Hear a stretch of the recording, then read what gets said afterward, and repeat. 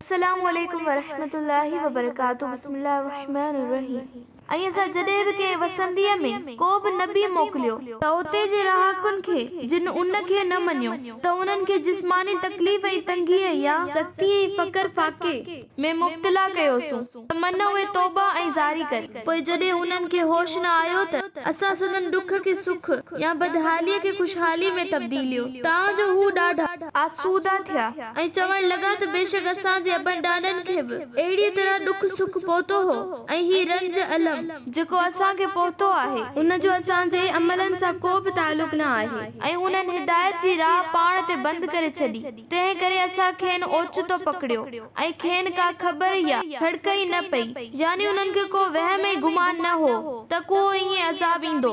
ऐं बेशक जेकॾहिं उन्हनि वसंदीन ॻोठनि वारा ईमान आणीनि हा ऐं परहेज़गार थीन हा त असीं आसमाननि ऐं ज़मीन जूं बरकतूं मथिन ज़रूर खोले छॾियूं, यानी पालोटियूं या निछावर करियूं हा।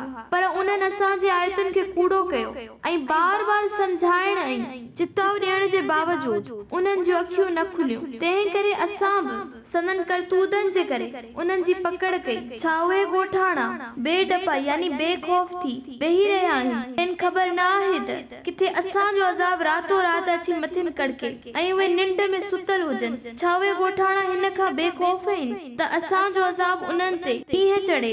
वॾे सिज या ॾींहं ॾिठे जो अची कड़के ऐं हू रांद रूंद में मशगूल हुजनि। छा हू अल्लाह जी रिथ यानी तदबीर खां बेडपा थिया आहिनि? उन्हनि खे यादि रखणु खपे त अल्लाह जी रिथ यानी तदबीर ऐं कानून जी पकड़ खां सवाइ खसारे यानी तबाही ऐं बर्बादीअ में पवंदड़ क़ौम जे ॿियो को बि बेडपो न थींदो आहे।